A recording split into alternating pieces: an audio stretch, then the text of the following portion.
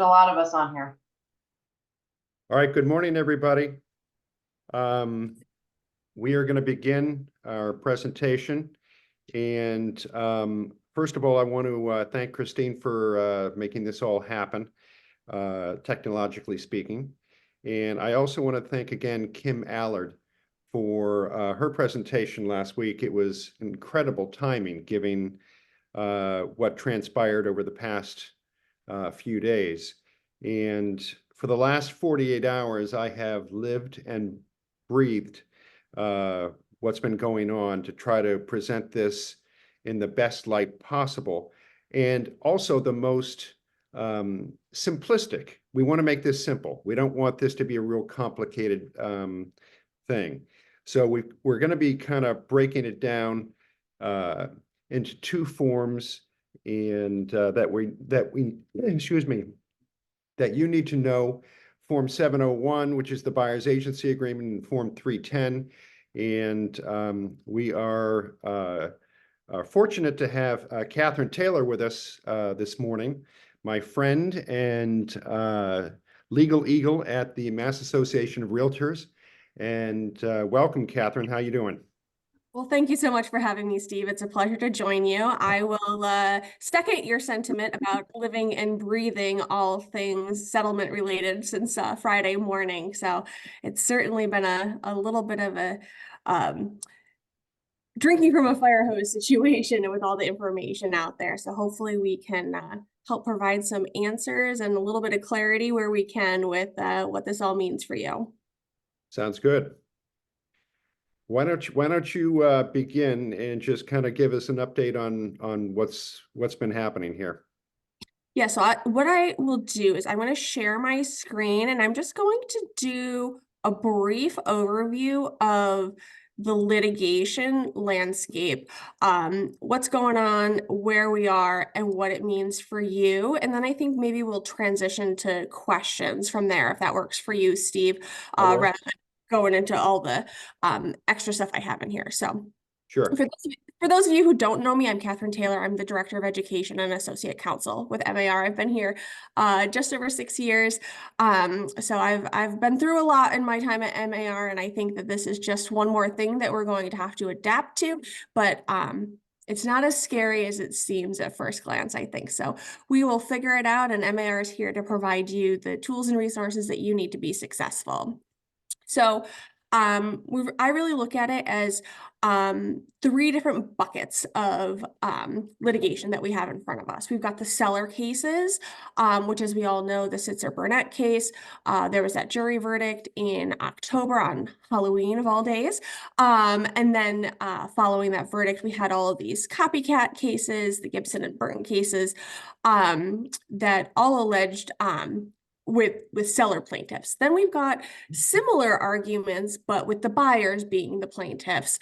And then, of course, we have the DOJ that's sort of looming over all of this and has their involvement as well. All of the situation, all of the cases really boil down to the same allegation, and that's with regard to the cooperative compensation rule that requires participants in a realtor-owned MLS to make an offer of compensation to a cooperating broker.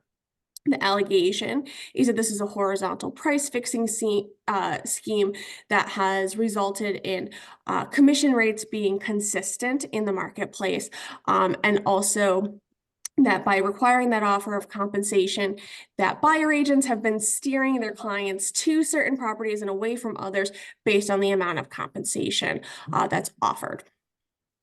As with most litigation, what they're asking for is a financial payout, of course, and they're also asking for an injunction, which basically means stop what you're doing. We want the rule that requires sellers to pay the buyer broker to be eliminated.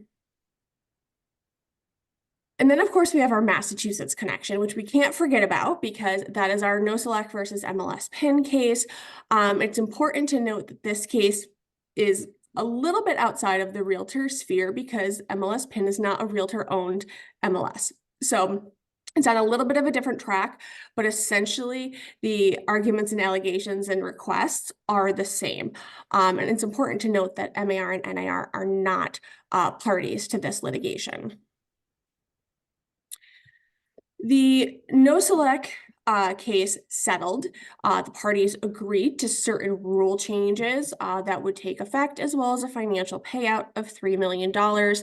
The DOJ came in with a statement of interest and said, we believe the proposed changes are essentially cosmetic and will not drive down commissions and not alleviate the antitrust concerns that the DOJ has.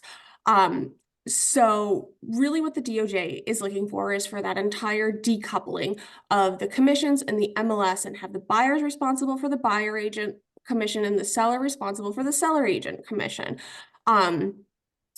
This is a little bit up in the air right now.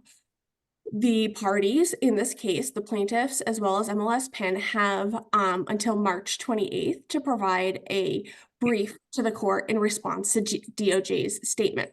The final settlement hearing in that case is slated for April 10th, and it certainly remains to be seen what will happen at that case. So that brings us forward to last Friday, where we all received news that NAR had settled those home seller cases and entered into this release of liability. So I want to go briefly into what the details of that settlement are. It's a nationwide release, so it encompasses NAR, all the local, state, territorial associations as well, and realtor-owned MLSs. It covers over 1 million of our individual realtor members, so that's you here, and all brokerages who have a realtor principal, and the transaction volume in 2022 was 2 billion or less. And that would be us as well. Yeah. Yes, that is most of our members. NAR did try to have the settlement encompass everybody, but that was unsuccessful, unfortunately. The second prong of this settlement encompasses 2 primary rule changes that realtor-owned MLSs would need to incorporate. The first would be that compensation would be removed entirely from the MLS. It could not be contained within any field in the MLS. This does not eliminate the ability for a seller to offer compensation or a listing broker to offer compensation, or for it to otherwise be negotiated as part of the transaction.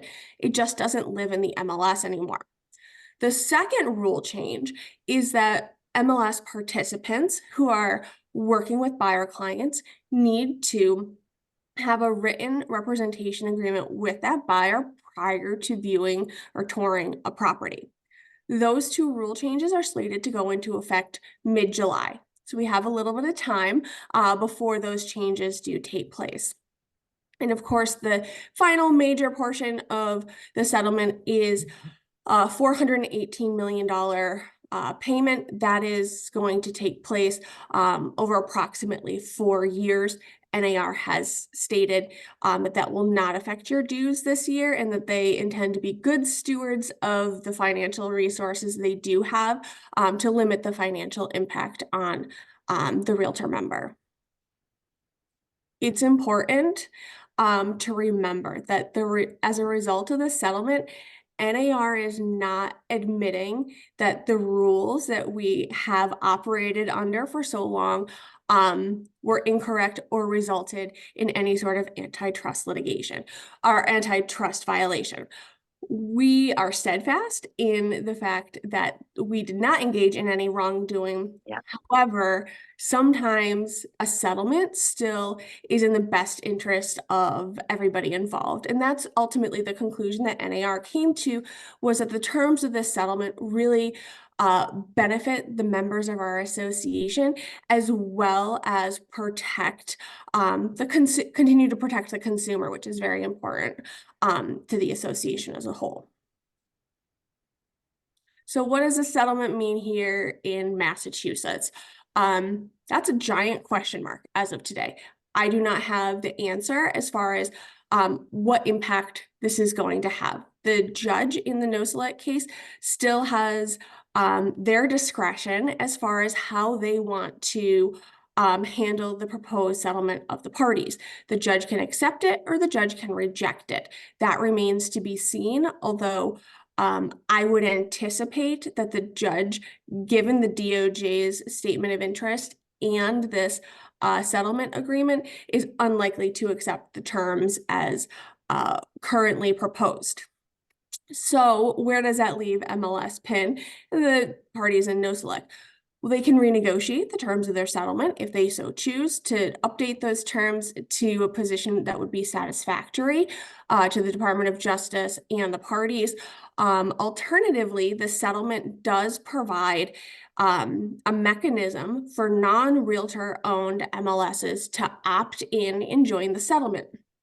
And that means that they would agree to a financial payout as part of that settlement, as well as adopt those rule changes that we just reviewed.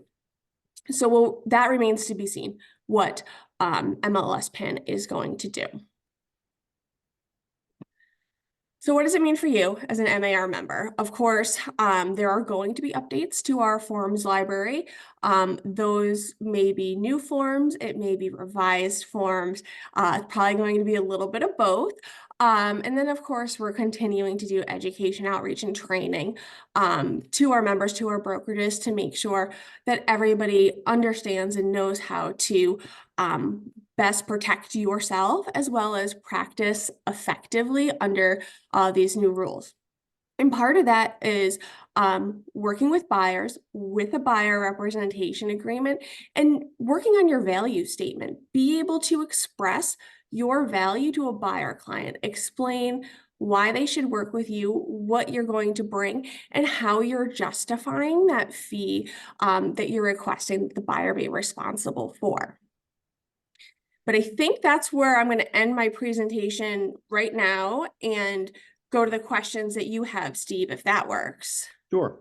Let's begin with, as Catherine stated, that everybody that has a buyer is going to need to sign the exclusive buyer agency agreement, which is 701. Let's go over that in a moment, but I had kind of a question that popped into my brain as you were talking. And let's say, for example, Catherine, that I'm driving around somewhere in Marshfield and somebody calls me up on my listing and says, hey, can you meet me there in 20 minutes? I'd like to take a look at the property. Do I whip out this buyer agency agreement? I mean, and go over that with them when I show up at the driveway? I mean, what do I sign for a quick, hey, let me just take a quick look at the house? Yeah, I mean, I think we're going to have to shift our business practices a little bit in that regard because really what I always recommend is when you're entering into a contract for representation, you do want to sit down and go through those terms and make sure there's an understanding of what that encompasses and what it entails. And that's hard to do in the driveway of a property. They're waiting to get into seat. They're just going to sign it and it might not really be understood. That's not to say you can't do that. Similarly, you would be signing your relationship disclosure at that point, right? So you could enter into a buyer rep agreement solely for that property and say, this is just to cover us for this property today and now. And then if you decide to continue working, if that's not the right property and you decide to continue working, you can always expand the breadth of that representation agreement to be a time frame that's suitable to the parties. Yeah, I mean, I'm getting a little text message from Kristen Daly saying we need a one-day doc. And I tend to agree with that we need something simple that when we show up at the house, they can say, hey, this is just for today, just for this property. That is certainly something that I've heard from a couple of different offices at this point. So it's on my list to bring to the forms committee as a potential form to develop. So yeah, that's definitely on the list, and it's a good point because that that unfortunately does happen quite often, that you're, meeting a consumer for the first time at the property. Right, right. So when we look at this form, 701, which I suspect most people are not familiar with. I did send an email out the other night saying that this is something you're going to need to know backwards and forwards, just like you would the listing contract. You're going to need to know this contract as well. But let's get into it for a few minutes and just kind of go over this, because I know that people are going to have some questions. But if you're looking at the Form 701 right now, the buyer's agency agreement is between, let's say, Susan Smith, who's the buyer, and Stephen Webster of Success Real Estate. The first kind of big question is going to be, how long do we sign people up for? And I've been thinking about that for the past 24 hours or so. And there are pluses and minuses behind signing people up for short periods of time versus long periods of time. Sometimes, after 30 days or 60 days, it dawns on you, these people are probably not going to be buying anything anytime soon. And they've been looking for 2 or 3 years, and they're looking for something that's just unrealistic. And you may want to cancel that agreement. What is your recommendation, if you have one, Catherine, in terms of length of time on a buyer agency agreement? I mean, I think it depends on the relationship that you have with that person. So if you have a pre-existing relationship with them, for example, if you've worked with them previously, you might be more comfortable entering into a longer term representation agreement. But if it's somebody who just, sort of blindly reached out to you and you don't know, I like to tell people you don't have to marry your buyer. You can date them for a little while and make it a shorter term. You can make it for a weekend. You can make it for a specific property. And then you can always extend it if everyone agrees that it's a good working relationship and you want to continue to work together. But starting sort of with a shorter period gives you a little bit more flexibility, as far as, there are always those situations where maybe the buyer decides you're not the right agent for them, or you decide that that's not a buyer client that you're interested in working with, for whatever reason. But it gives you the opportunity to not be tied to them for an extensive period of time. So I think it really is a case by case determination of what is the appropriate term. And certainly you could have a brokerage policy, Steve, if you were so inclined to say, don't enter into an agreement for less than a certain period of time, just because you want to make sure that your efforts are appropriately recognized and you're compensated for the hard work you do. So you could certainly do that as well. Well, in listing contracts, we do usually a 6-month listing contract. I'm not so sure. I'll have to give it some thought about, what would be an appropriate amount of time for a buyer agency agreement. I don't think, a week, going to your buyer every week and go, hey, our agreement's over. Can I have another week? Can I have another week? Can I have another week? I think that would be complicated too. So we'll have to kind of digest that a little bit and try to figure out what's the appropriate amount. As you look at number 3, I had a question on it's the very bottom, and it says, should either party file a claim of violation of general laws, chapter 93, the prevailing party, including agent of the broker, shall be entitled to recover reasonable attorney fees and costs. Why is that there, and what does it mean? That's essentially what the statute says. So a claim under chapter 93A, that's our consumer protection law, right? That essentially says that if you violate any of the provisions of chapter 93A, you could be liable for treble damages, so 3 times the actual damages incurred. And the statute also calls for the recovery of attorney's fees and costs associated with having to bring that litigation. And then if you continue to read, it says that you are not entitled to recover those fees and costs if a reasonable offer of settlement was made and rejected. Again, that's just a restatement of what's included in the statute itself. Okay, I understand. And just so everybody understands, our Errors and Omissions Company has we've been working with them for years and years, and despite all the hiccups that we've had over the years, they still love us and they still sign us up every year. We have 2 litigations going on right now, um, and but they're not financial litigations. So one of the things that, and I mentioned this at the meeting last week, is that we got served for some paperwork that they wanted in respect to this major $1.6 billion lawsuit. Somewhere in there, Success sold a house. I think it was back in 2018. And our errors and omissions company said that that is not covered under their policy. So this settlement that NAR created kind of protects us. Am I correct in understanding that? Yes, absolutely. Yep. So it covers, as long as your revenue in 2022 is less than $2 billion, and you're a realtor principal, you and your agents within your office are covered. And that was really an important part for NAR, as part of their negotiations to ensure that as many individual realtor offices and agents were covered by this agreement as possible. So, they were very successful in that regard. Yeah.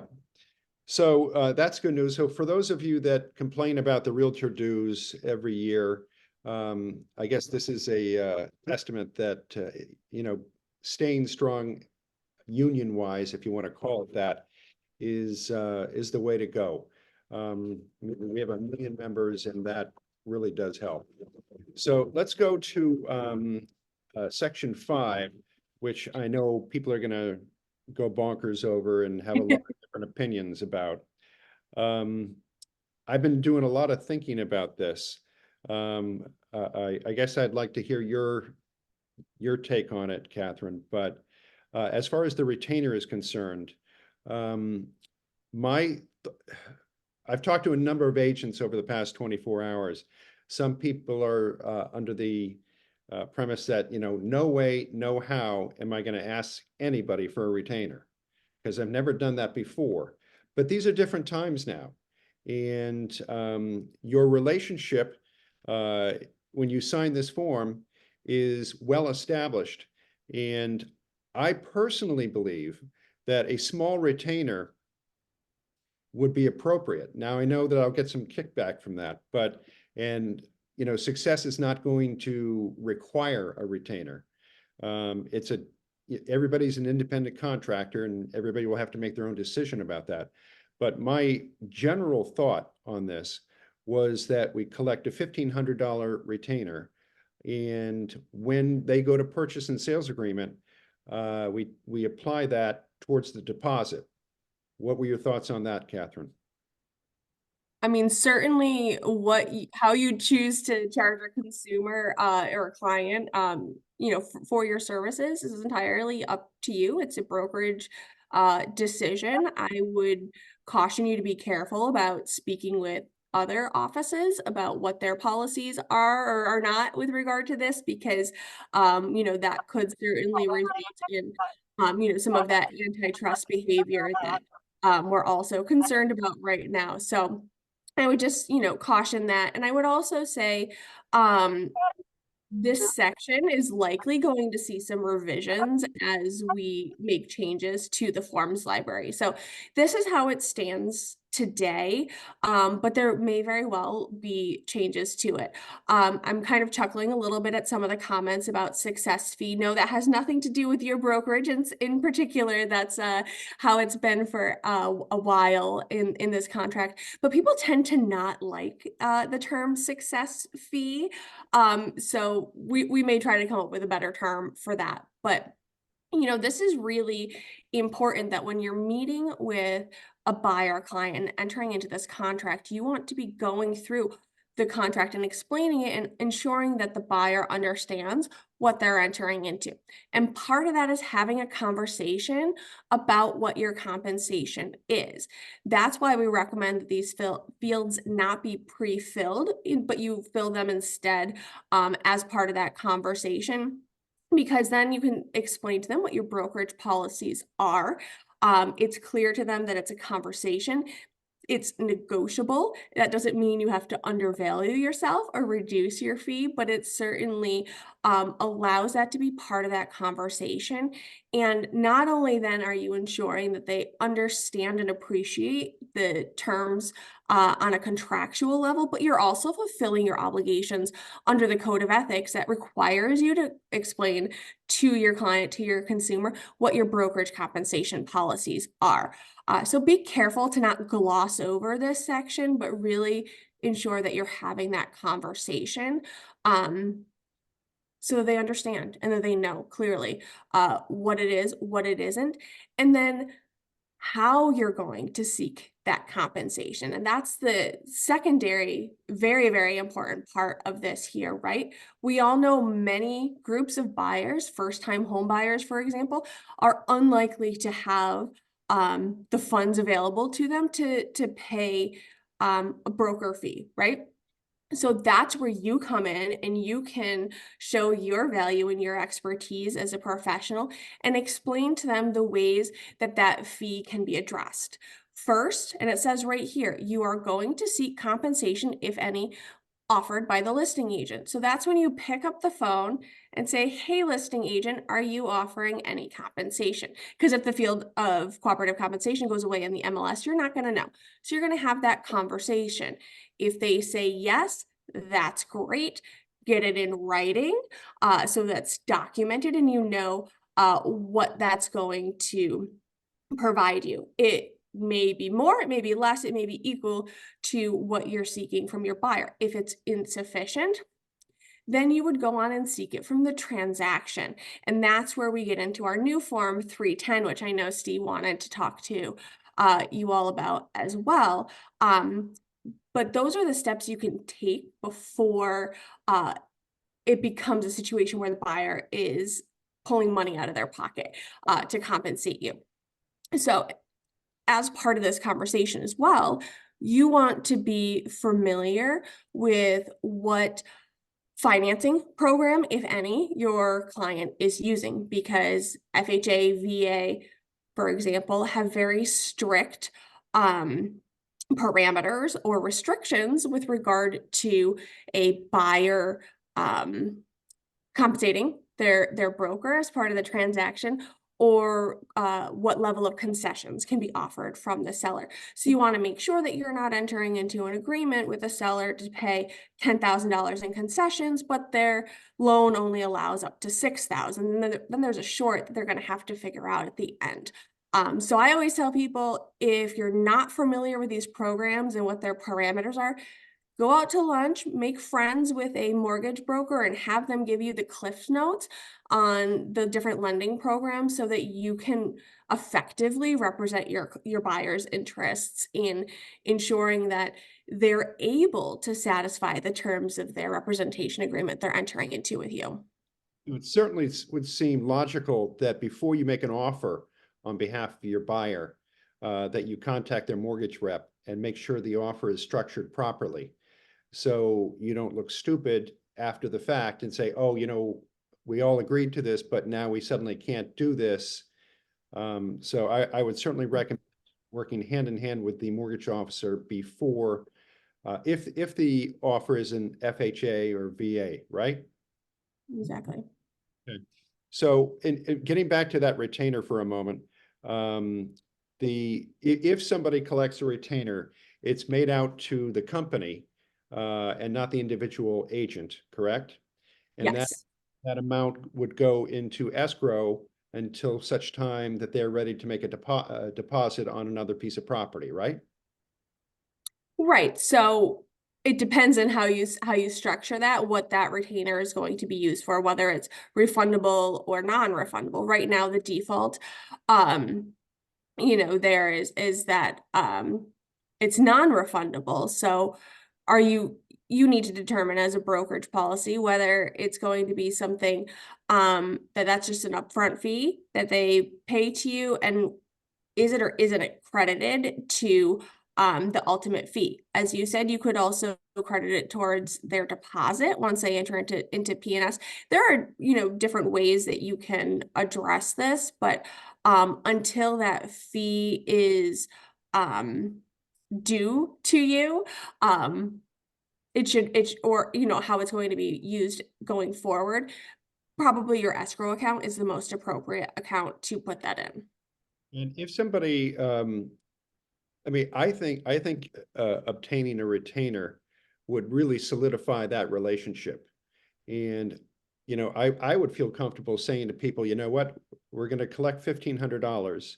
At closing, you're going to get back $2,000. We're going to give you a $500 bonus for being our client. And do you think that would work? Yeah, you're certainly able to provide a rebate to your clients. That's within the parameters of the license law. Again, that's a brokerage decision of, if that's a program you want to offer. I would recommend that if that is a type of program you want to offer, have something in writing that you can provide to the clients that outlines what it is exactly. What do they have to do in order to get that money back? Is it only for a certain period of time? Is there going to be interest accrued? All of that should be addressed and provided to the client. Okay, we'll drill down on that a little bit later. On section B, where it mentions the success fee, the parties agree that the compensation will be equal to, well, in our cases, it's usually 2% or 2.5%. I mean, right now, the minimum requirement that we accept is 2%. But let's say that Coldwell Banker is offering 2.5%, and we've got a contract for 2%. Do we tell Coldwell Banker, good luck for you because you've got an extra 0.5%? So we would not get that 0.5%, correct? No, you would not get that 0.5%. And this was something I honestly just have not had time to go back and drill down into the settlement document itself. But I believe there's a section in there that says if there's a differential in favor of the client, that it's credited to the transaction. So that the client benefits from that. The buyer would be the one who would benefit from that. But if your agreement's only for 2%, you would not be able to collect any additional amount over that. So when I was thinking last night as I was preparing for this, that there'll probably be some kind of platform where you'll be able to see offers of compensation, but it's just not an MLS. I mean, if, for example, Success as a company decided to, in our listings on our website, say cooperating fee would be 2.5% or 2%, would that be legal and appropriate?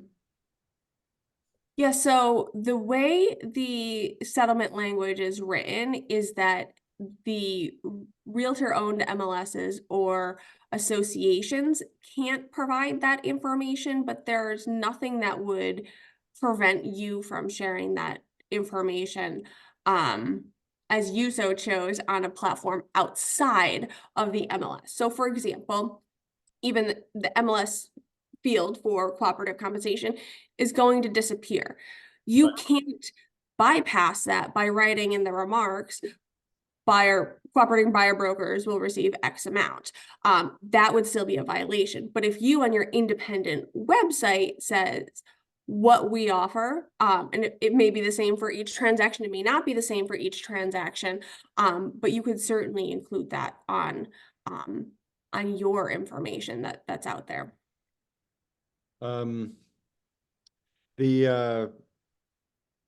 If you sign a contract on section B on this with somebody, let's say it's for 2 weeks, and you show somebody a house, and they, oh, we'll think about it, and then your contract ends, and then 2 weeks and 2 days go by, and they decide that they want that house, and then approach the listing broker about it. Do we have any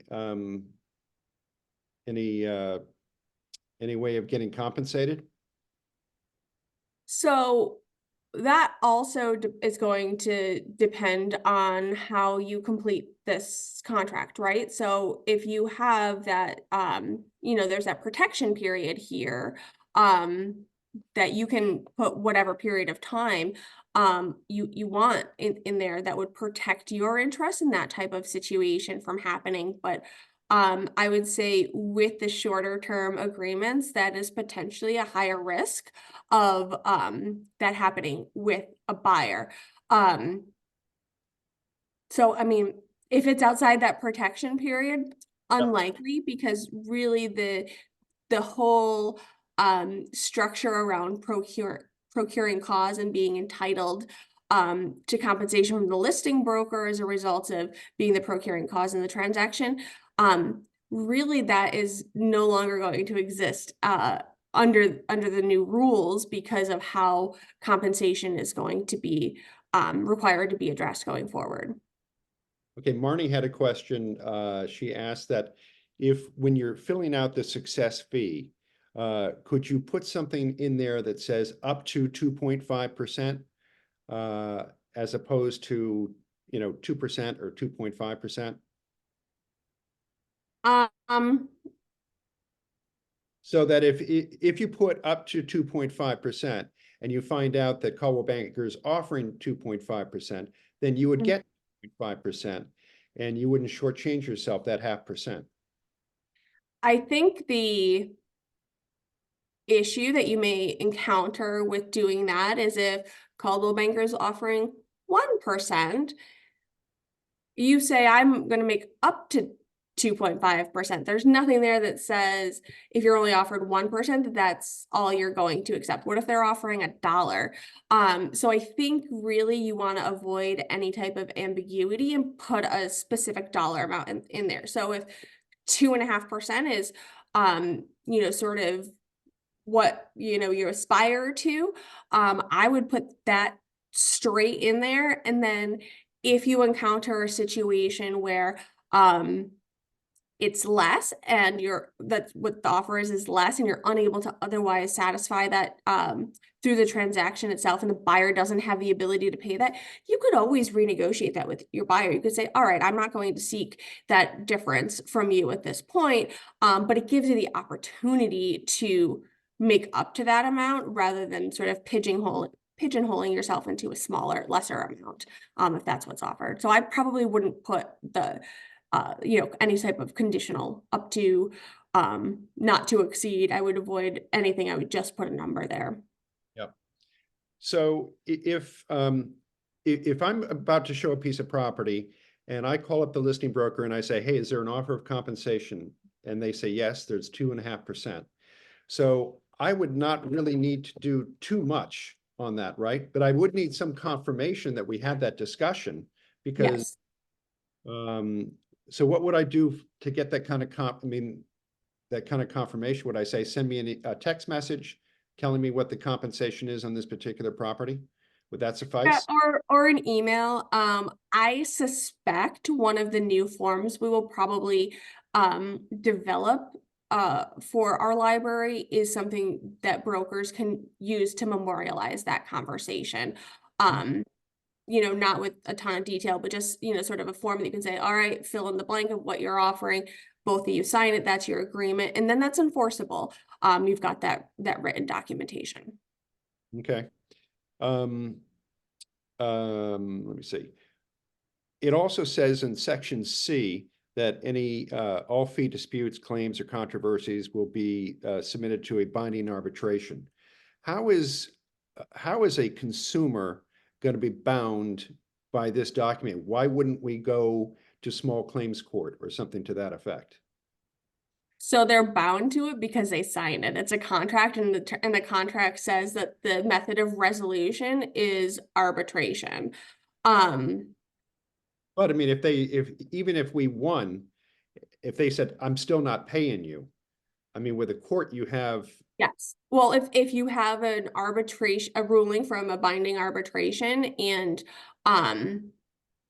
the party is not satisfying that that decision, you can bring that to court for enforcement, but you can't litigate the dispute. The dispute itself needs to be resolved through arbitration. And then if you need to collect and take additional action, that could be done through the legal system. Okay. All right. So I think that pretty much covers. You want to take a quick look at the chat and make sure you answered everybody's questions? Yeah, let me see. Where is the chat? Let's see.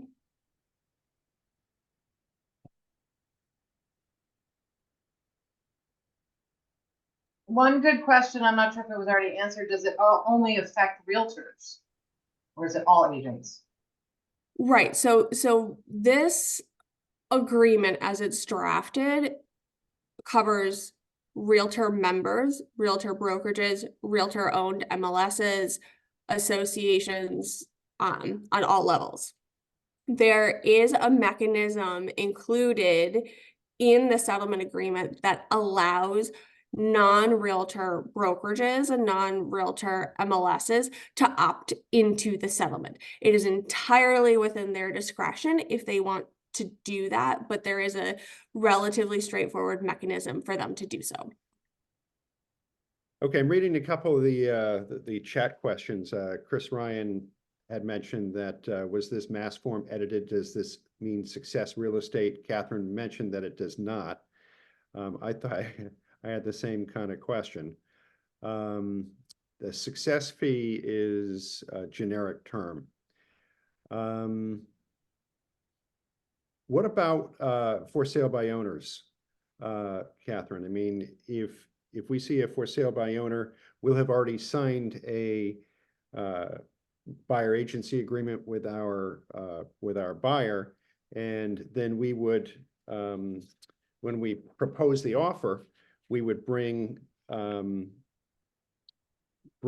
kind of document that says that's inclusive of the fee, correct?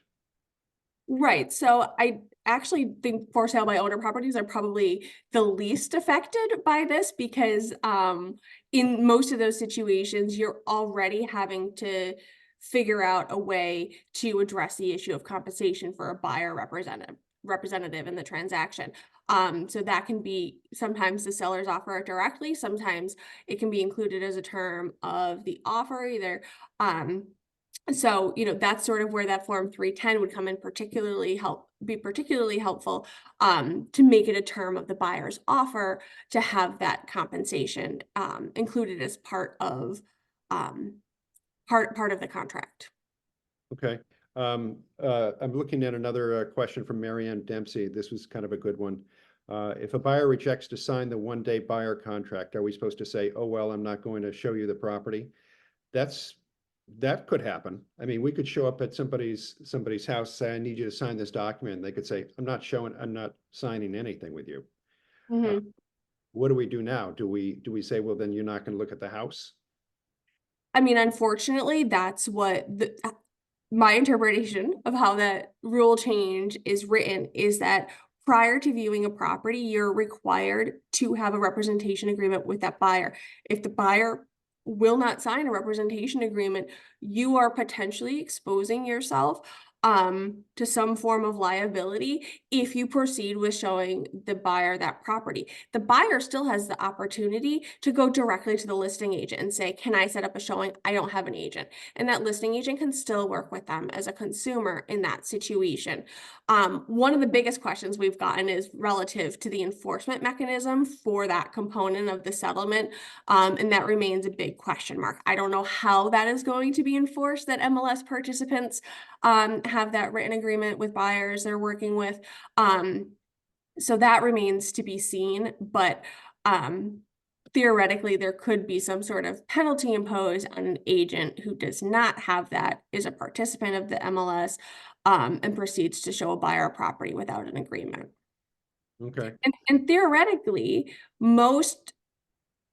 I would think that the buyer would run into that situation with most buyer agents, right? Who, the majority of agents are participants in a MLS, of some sort. So it's likely that that's going to be an ongoing issue that buyer would encounter if they didn't want to enter into a contract, which you could explain to them and say, this is a rule, this is not my policy, this is, part of, the rule changes here. So, it's something I'm required to do, and I could be penalized for failing to do so. And you're likely going to encounter similar issues with other buyer brokers. You could explain it to them that way, and if they might not know, they might think it's a you policy.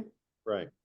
I mean, would it be prudent? I mean, if somebody called you up on the phone and said, hey, I'm in the area and I'm driving around, my wife and I are getting on a plane in a couple hours. We wanted to take a quick look at this house. Would it be prudent to say to that buyer, I'd be happy to show you the property. I will need you to sign something just acknowledging my relationship and before you can actually inspect the house. That way it's not a surprise when you pull out the form. Yeah, I absolutely would say that would fall into the best practices category. Give them a heads up and say, I'm happy to meet you there, but, I'll be bringing this paperwork. I have to, my legal obligations are to give you the relationship disclosure and to have you sign a contract, which I'm happy to, have be just for this property. And then, we can proceed as appropriate, following that or something along those lines. So then they know, surprises are never good. Nope, I agree. Deborah Eiley wants to know why are we using Form 701 rather than 703 with consent to designated agency? I mean, we're a designated agency firm. So would it be because, if we have a listing, we're the designated agent of that seller and that we can't represent the buyer?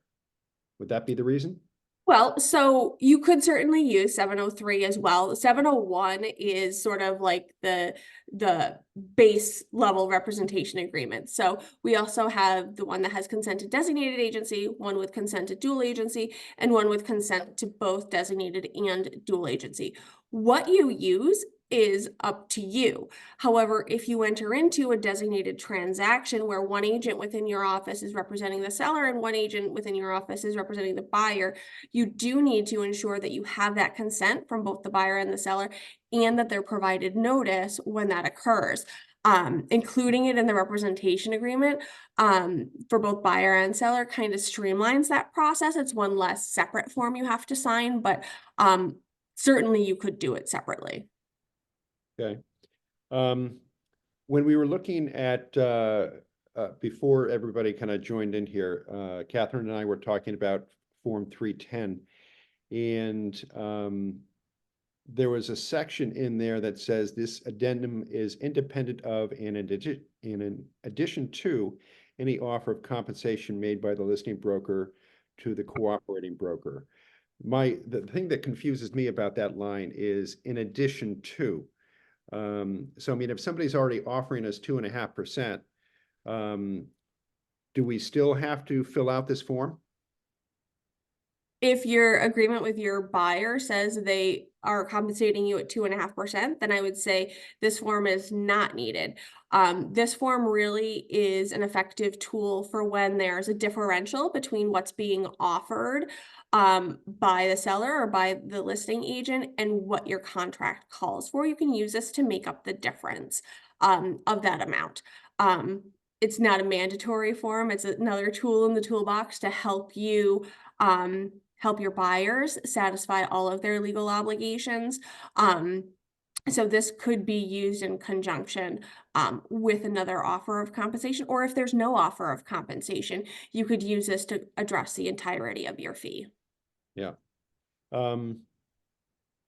The Marianne Dempsey had mentioned that buyers will start going directly to the listing agent. I think that's certainly a concern that I have, is that people would just, you know what, I'm not going to sign anything with any buyer's broker. I'll just go to the listing agent. I think that would be very detrimental to the real estate industry as a whole. And it'll be detrimental to the buyers. Because they won't have any representation. So I think it's incumbent upon all of us to protect the industry as it's set up right now, and get people to sign these things and provide the service that you need to provide them. I will say in that line, there's a little bit of a ray of sunshine in that the largest percentage of the population currently, studies have shown, want professional representation and are willing to pay for that representation. So I think that's certainly a reasonable fear, but I think that the population that's looking to enter the home buying marketplace wants to have somebody in their corner representing their interests. And I think it's incumbent upon each of you who are out in your communities working with buyers and sellers to really, have that elevator speech down with your value proposition and really underscore the value that you bring as a realtor, as a professional to the transaction. Certainly you can go forward unrepresented, but oftentimes that results in a mess, and they don't have the skill or experience with negotiating, and that can hurt their interests. So I would say NAR has a couple of really great resources for you, particularly as it relates to the question of compensation and helping you establish your value statement.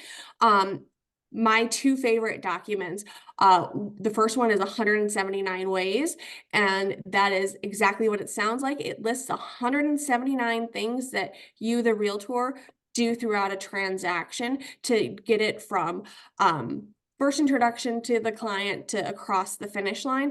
And then if 179 ways isn't enough for you, they came up with a second document that's called 105 more ways. So those are a couple of really good resources that I would encourage you to look at. You can use those in your social media campaigns that you do. You can use them, just when you're talking to people in your community and they say, well, you guys really just unlock a door. We can find everything we need online. Why do we need a realtor? Well, you can respond to that by using some of these things. So those are housed on what is it? There's realestatecommissionfacts.com, and then there's competition.realtor. I believe that's on competition.realtor.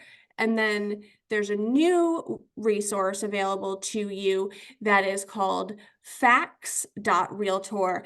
And that's where they have the actual settlement agreement document that you can read. They've got the press release and they have the FAQ, so you can really dive deep into those resources if you so choose.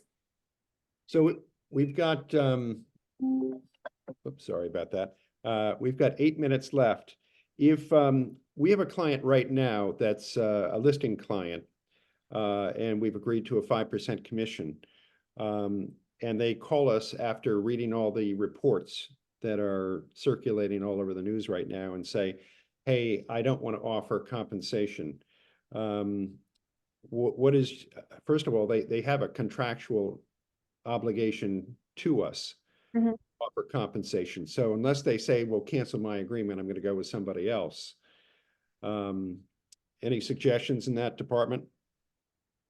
I mean, I think it's important to remember that this settlement was just entered into 5 days ago.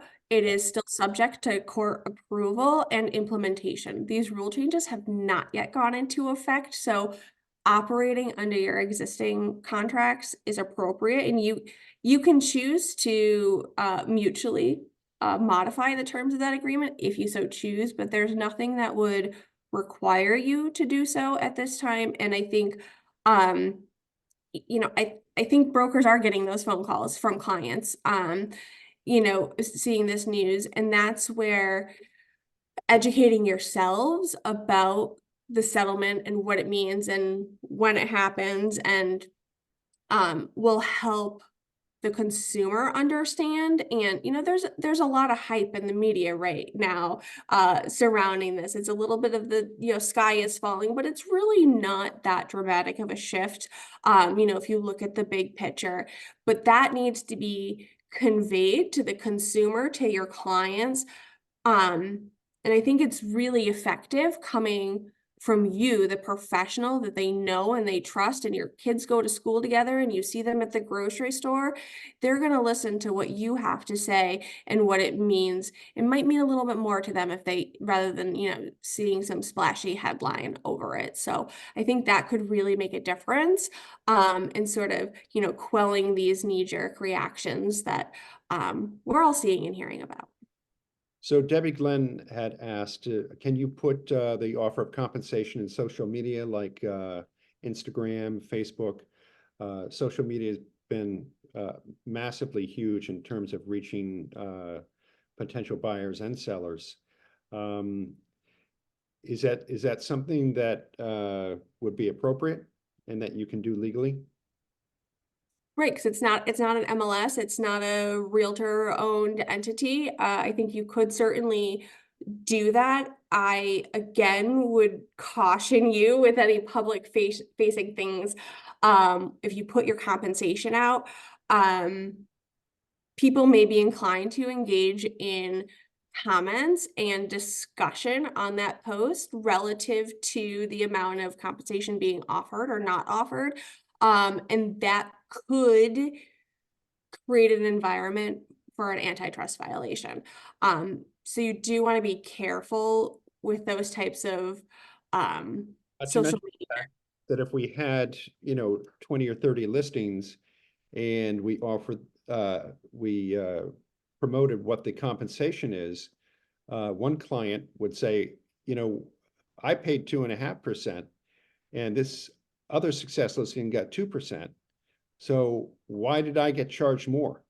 That could Right. certainly happen, right? It certainly could, and there's nothing that requires you to say, I'm charging every consumer the exact same price, because as we all know, compensation is negotiable in every transaction, and no two transactions are alike, right? So there may be some wiggle room in there that it's appropriate to charge different levels. Obviously, you always want to look at that through the lens of fair housing and make sure that any determinations you're making relative to offering different levels of compensation are not done on the basis of that person's characteristics, but perhaps relative to the amount of work you will have to do with that client, or hardship, things of that nature that would not place them within a protected class.